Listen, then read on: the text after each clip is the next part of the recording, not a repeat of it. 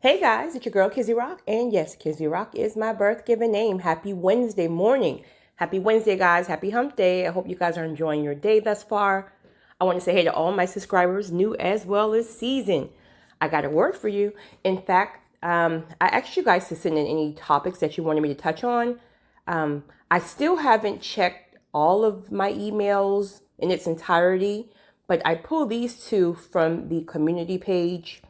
If I'm going to talk on multiple subjects, I like to keep them down to two so it doesn't get too long.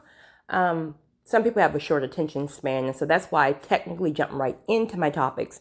All right, so let's start with the first topic that someone wanted me to touch on, and that is basically when life has become just so unbearable. Like it just seemed like you're about to lose your mind, as well as she wanted me to touch on when it seemed like God is giving you the silent treatment. All right, so first thing first. Of course, we know seasons changes. You know, that's my famous saying. Like seasons literally rotate. They rotate. So you may be in a season of abundance one day. The next season you're in a season of drought or lack. Then you're in a season of isolation. So they rotate. But what happens is when you're in that season of lack and it seems like God is snatching everything, including your edges, you tend to feel like you're alone. You feel like you're the only one going through that season, right? And the truth of the matter is, so many other people are going through that season all around the world, right? They're going through that same season of lack, drought, whatever it is that you're going through. So it's about keeping your mind focused on knowing that it doesn't end there. And you have to be very careful there because see, Satan is trying to get in your head and make you think like this is it, like this is it. And this is why, sometimes he will isolate you to the point where like you are afraid to reach out for help. You are afraid to reach out and ask people to pray for you or for words of wisdom and things like that. So this is a season that you're going to have to move your pride aside. And if you got like those praying friends, those praying family members, call some people and let them pour into you. Watch your YouTube videos, do whatever you have to do to keep your spirit filled. But keep in mind that seasons rotate. So you may be down today, up tomorrow. The person who's up tomorrow may be down tomorrow. So don't focus there. You're not stuck there. Right? We're not claiming that for you. You're not stuck there. Your season of abundance, your forever season is about to shift. I'm claiming that for you. All right. Next thing, when it seems as if God is going silent on you. Well, also, let me jump back really quickly. Sometimes what happens too in that season of drought and lack is this. Because God is about to shift you to your season of abundance, He's stripping you of everything from your prior season. Now, many times in the prior season, these are things that we chose on our own, right? Because we really didn't have that intimate relationship with God, right? So a lot of those decisions we made on our own. That means choosing your own spouse, choosing that house you currently live in, choosing that school you went to or where your kids went through. Like we make all those decisions on ourselves. And many times we didn't even consult with God. We just made the decision and think that He will bless it. Well, one thing that I've learned is that anything that we choose, if God is not a part of it, we are responsible to maintain those things, right? Anything that God gives you, God is responsible to help you maintain those things. You have the grace band, anything that He gives us. So what happens is when He's about to shift you, and this is the season of the shift. This is the season of acceleration. Before you are shifted to a season of abundance, more than likely, you will start to be stripped. Because a lot of that old stuff, a lot of the old people cannot go. Even if they can, God may have you to walk away from a season until He isolates you, work on you, and then eventually He will bring them back and that relationship will be even more stronger than ever. Truth of the matter, truth be told. So if He's stripping you, sometimes that means you've lost your job, you've lost your home, you've lost a lot of people, a lot of friends, maybe even a relationship, maybe even a marriage. Like you can lose so many things, including it feels like you're losing your mind. Here's the kicker to that. Because it feels so unnatural and it's so uncomfortable, We want to fight against it. So it's like if God is removing people, we're trying to fight to get these people back, right? We're calling their phone when God have already been clear that that relationship is coming to an end or has ended, and there's no more grace on that. And we are still trying to go and make these things happen because we're comfortable. It's uncomfortable not knowing what's on the other side. What is on the other side of this shift? Am I going to have to rebuild everything again? So we have all those questions. So when you feel that God is starting to pull you away from people, from your job, from this, from that, it feels like torture. But in all truthfulness, it's preparation, right? He may be pulling you from a job that keeps you stressed out, a job who don't even value you or see your worth, a job that could potentially be going out of business next year and you don't even know it. So he's protecting you, right? He has something better for you on the other side. Could he be ending that relationship because it's abusive, because you have a soul tie and you're not strong enough to leave this person? So he will allow that person to leave you. Could he see something in the future? Could this person potentially bring you back something 6 months from now and you can't see it? So God is protecting you, right? These friends that he may be removing, they could be doing some petty jealousy stuff right now at this level that you don't even know about. So if God allows them to come to the next level, they could potentially do more damage. Also, what God will do, now this happened to me. The people... What a flashback. This was years ago, but the people who you depend on the most for your answers and revelation and stuff, like you might have that friend that you call for all the answers, right? Who's maybe more spiritually inclined than you. At this point, you're very vulnerable. At this point, you feel weak. So it's almost feel like you got to listen. I ain't got time to be praying and fasting. I need my answers from my friends, from my this, from my that. And so sometimes what God will do is he'll even pull those people from you. So you would have to learn to hear his voice for yourself. See, we keep going to people for the answers, but people really should just be confirmation, not revelation. So this is just a few reasons on why he could be pulling things from you and changing things. And it feels in your mind, in your body, in your spirit, that this is unbearable. And it's only unbearable because you don't realize what he's doing. The more that we fight against what he's doing, which is almost feel like a natural thing to do, we will prolong the process. I was in mine for 2 years because you couldn't tell me I wasn't fighting Satan for 2 years. And all along, it was never Satan, right? So sometimes we think we're in warfare, and it's truly God just stripping us in order to prepare us for the next level. It's a very difficult season as well, is because once you get to the point where at some point, right, willingly or by force, and I'm going to tell you how, you're going to have to get to the point where you sit still and you stop fighting. Willingly, meaning you can submit to that now, as painful as it is. You're going to just have to say, okay, well, I can't do anymore.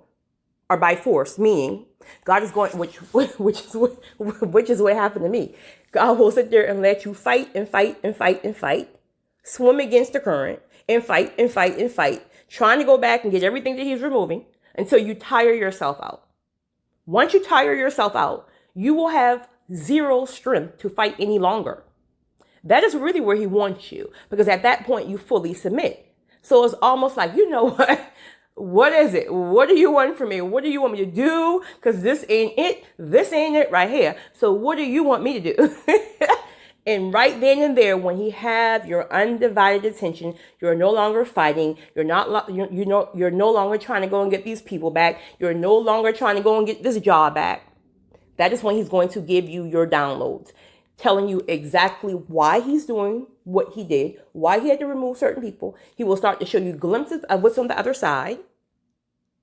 And he's going to start to give you orders and steps to take. Those orders and steps at the time will not make any sense. Just be obedient. Let's just say he may tell you to take a certain course. You may not even have a desire to be in that field or whatever. He may tell you to go to the library and research certain things. You may be broke, so you may not even have a phone or a computer. Go to the library. Trust me, there's always a way. God will always make a way for anything that he has ordained. So whatever downloads he's giving you at that time, be obedient to it. You're going to be lonely. You're going to be confused. So this is the best time. You don't have no friends. He's not snatch everybody from you. So this is the best time to just be obedient to what he's asking you to do. When he sees that you are moving your feet in obedience, he will keep giving you grace and grace and grace each day. The key is don't think about tomorrow. In these seasons like this, you can't even think about the next hour. It's almost like you have to live in the moment. Truth is, we should be living in the moment anyway. But the point is, in this season, you have to live in the moment because you can't even see how he's going to provide for you tomorrow. He will, but you can't see it. So your mind is pondering on, oh my goodness, how are me and these children going to eat tomorrow? How am I going to get gas for it tomorrow to even try to go find a job? How am I going to go get... You got to stay in the moment because thinking about tomorrow is going to stress you out so bad. Stay in the moment. He will always send somebody within that day, within that hour to help you. Always. The biggest thing you're going to have to make sure you're intentional about is not falling for the distractions. Satan is going to tempt you more than ever. He knows you're at your lowest point. So he's going to send all those things back to you and dangle it in your face. That is a temptation. I can't feed the kids tomorrow. So maybe I should call that ex who God told me to leave alone because I know I can always get money from him.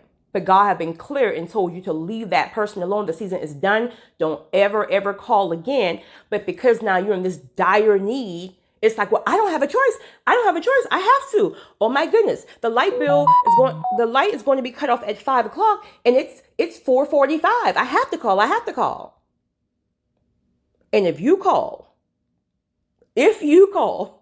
you're going to set yourself back because God is building your faith. He wants to see how much you can trust him. If you truly ignore that temptation, no matter how much is pressing, you know when God will come through with a miracle? Mind you, the light is literally going to be shut off at 5 o'clock. These people are already outside with their little tools ready to shut your box off. You know when that miracle will come through? 4:59. It may be something happen that, just for example, they can get another call to go and have to go someplace else and they'll be back to you tomorrow and God will make sure that thing is paid by tomorrow. It might be a certain somebody who just seeds you some money out of the blue to make that payment. I'm telling you, it's insane. You will be pushed to the very edge, but it's all about building your faith and all about to see how much you will trust him. Please don't touch the temptation. Just ride this thing out. You're going to listen, ride it out, sis. I'm telling you, because what awaits you on that other side is going to blow your mind. Next thing, why is he going silent? Could be a number of reasons. Are you being disobedient? He told you don't call this person. Are you still calling this person? Are you still taking this person's call when he had been very clear to tell you he's not taking you to the next level and that grace no longer covers this relationship and you're still calling? So if you're being disobedient, he ain't got time for you. It's like, listen, you can figure this thing out for yourself. You're the one sitting here in the middle of the floor crying, watching walls and you know. So I'm not about to sit here. I'm telling you, I'm trying to help you. I'm telling you I got better for you. So if you don't want to listen, I'm going to let you do it. And he's going to let you do it. And when he go back and let you do it, your little heart is going to break so bad because he will allow that person to keep rejecting you and to keep hurting you over and over and over till you get to the point that you realize what he is trying to do. So he may be silent for that reason. He also may be silent because he could be developing the way you hear from him. Like I hear through the audible voice, and of course I'm a visionary, so through visions, but we all hear from God differently. So he could be developing your ear, or however it is that you hear from him. He could have went silent because he wants you to come to him and say, what do you want me to do? What am I supposed to be doing? What is the message? The one key thing you can do, and I wish I had known this early on in my 2 year of a storm many years ago, ask him, what is the message? There's a message in every single storm. But because we're so flustered and fighting, we don't even we don't get still enough to say, well, what is this message about? Because there's always a message. So I hope that helps you, sis. But I promise you, as difficult as it is, if you stay the course, the blessings that God will have for you will blow your mind. And no, when that door is open, boom, you won't have to build anything, because that other side has always been built for you. So it's going to be released to you. It's not going to be built. You don't have to build it. We built it in the first season because that was all us, right? We built it. We built it and been stressed about it every day. And the next season, it's going to be peace that comes with it. I'm not going to say it's going to be always easy, but the grace will help you. And you're not going to have to build and really work hard. You're going to have to work, but not work hard for it like you did in the first season. So that's why a lot of people get stuck, because we can't see with our limited thinking what God really has for us. God has so much for us. God has so much. We don't even realize how much he has for us because we're stuck in our limited thinking, in our limited mindset. All right, next question. Here it is. She wanted me to speak on self-care, taking care of the things that God has given us, touch on taking care of our bodies, our space, home, cars, etc. Okay, so self-care. Truthfully told, this is not something that a lot of people in our community understand the importance of. Many of us were raised to just take care of everyone else, put everyone else in front of us, right? That could be your siblings that you had to help out, get to school, or just for whatever reason. You can be in that relationship, that marriage, and you're just putting everybody in front of you. Everybody's good. Everybody's fed. Everybody look good. Everybody's clean. You got the same sewing in for 4 years. Probably got spider webs in it. Okay, Kizzy, that's petty. Probably got spider webs in it. You probably didn't even shower in 2 days, but everybody else is good, right? Everybody else is good. That's conditioning. And my God, that was probably the hardest thing for me to break, right? And I'm not 100% there yet. I mean, it's, especially being an empath, it's so hard. It's so hard, to sometimes have to reject others' wants, right? Not even needs. Reject other people's wants at time to say, no, I matter. I got to do this for me today. You know what I mean? So sometimes we have to learn to say no. I told you guys, I think in the last recording, how I really admire when Sarah Jakes Roberts had said something in regards to soul care versus self-care. It's so true, because we want to associate self-care with, hair, nails, foot massages, stuff like that, which is great. But your soul care is checking in with your soul. How am I doing today? Like for me, example, I had, how you just have those days, like it's just not good, it's not bad, but it's just like blah. I had one of those days yesterday. It was just like, what is this? It's blah. But I had a lot of people still calling in and demanding, or not demanding, but asking for certain things. And I find myself just wanting to do it. And then I said, wait a minute, let me check in with my soul. I know I'm having a blah day. So if I go and help you, if I go and do this, it's going to make me further go into blah mode. So no, I can't. Because I don't have it in me today. Maybe have it tomorrow, and then I can't. So check in with your soul. But self-care, yes, is important. Again, that's going to have to be intentional if you're not used to doing that. Again, if you're a people pleaser, you're going to have to be intentional. Being intentional is key, because you're not going to feel like it. So you're going to have to make a conscious decision with your mind. Like, okay, I'm going to have to say no if someone calls me today about this. So self-care is crucial. If you don't take care of yourself and you fall, guess what? Everybody who you help is going to feel that fall as well. So we got to make sure we take care of ourselves, because we want to be sure that the people connected to us, they can get our overflow. But they can't get our overflow if our cup is empty. Taking care of the things that God has given us, very, very big. Very, very, very big. And I had to, again, be intentional about that.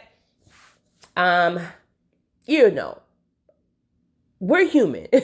We're flesh.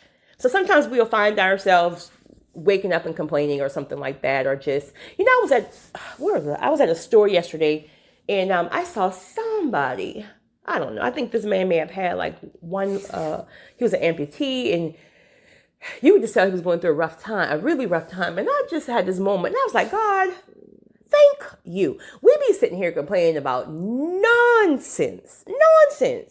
If we have a roof over our head, even if it ain't the house you want, the fact that we have a roof over our head, okay, you may have to be pumping 5 bottles of oil in your car every morning before you move it, but you have a car. Some people are homeless without a car, right?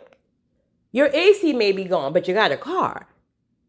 So we have to literally start being grateful for what we have, because when God sees that you're grateful for the small things, and instead of complaining, you change your perspective and say, okay, it may not be the best yet, but I'm grateful for what he's giving me. So I'm going to wash this car every week. I'm going to clean this house every week. Whatever that he's given you, he's going to watch you to see how you take care of what you have now before he gives you further increase. So yes, that's very important. Also, I want to talk about, I don't know if when you mean the things that God has given us, but I want to talk about stewardship as well. Stewardship is, listen, woo, that is major. If God has blessed you with anything, any position that, meaning you're responsible to watch over this blessing and how it's dispersed, or just he's given you the ability to be able to employ people or to help people, right? He's given you, let's say, financial increase to plant seeds in different people and different things that he really needs you to be obedient to. He will watch you. He will watch you. If God has given you, even if you consider it to be a little bit, right? You may think it's petty, but he's going to only give you what you can handle. When you prove to him that you're trustworthy, he will give you more. If you're doing anything crooked, it could be you may think it's not even that serious, but if you're convicted in your spirit about it and you know it ain't right, but you still do it, you're about to lose your whole blessing. I tell my staff this.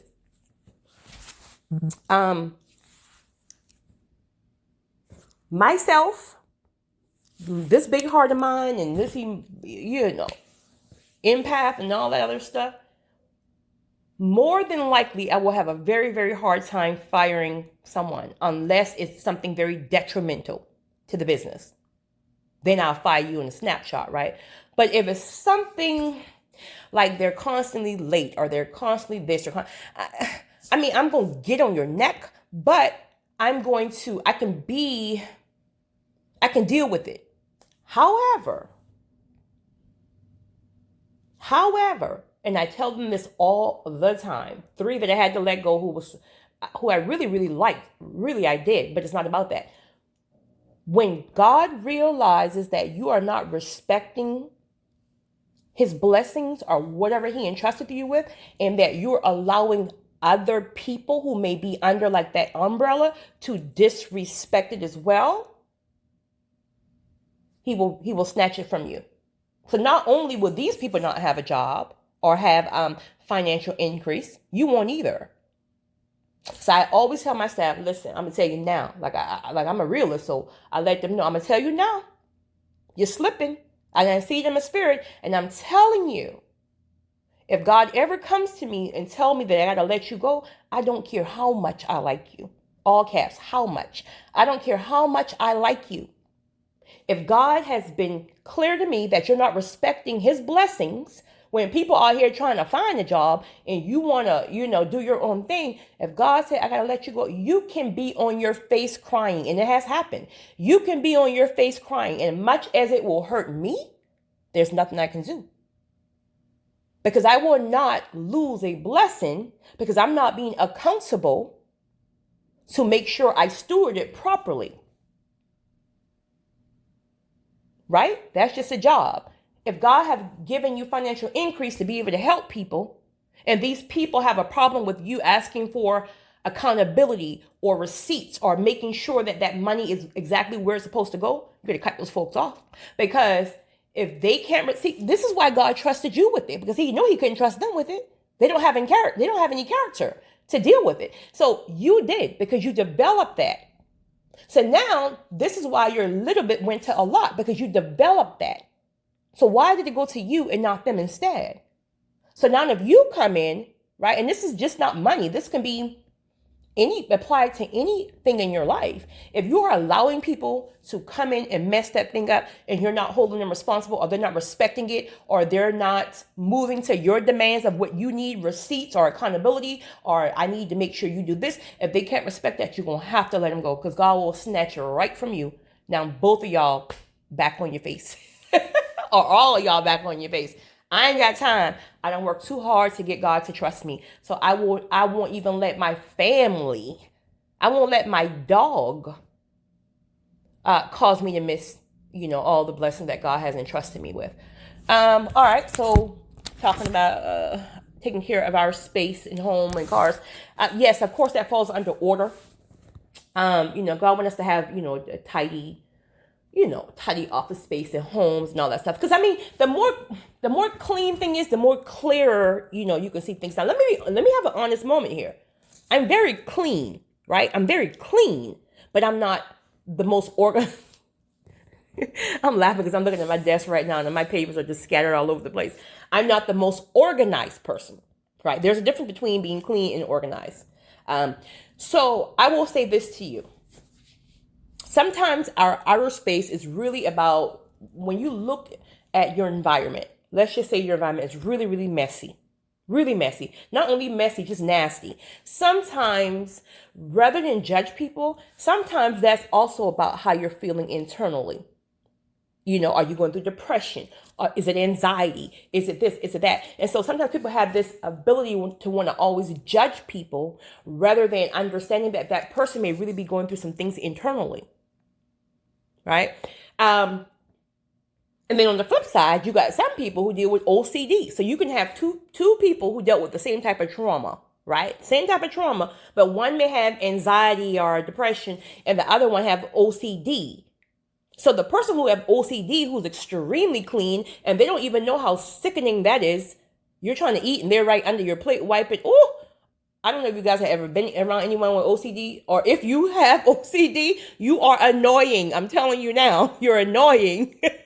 But then on the flip side, people who have anxiety and not as all organized as you are, I'm sure we are annoying to you. But yes, our spaces have to be clean. Listen, never allow anyone to beat you up about areas that you struggle in. We all don't have this thing figured out.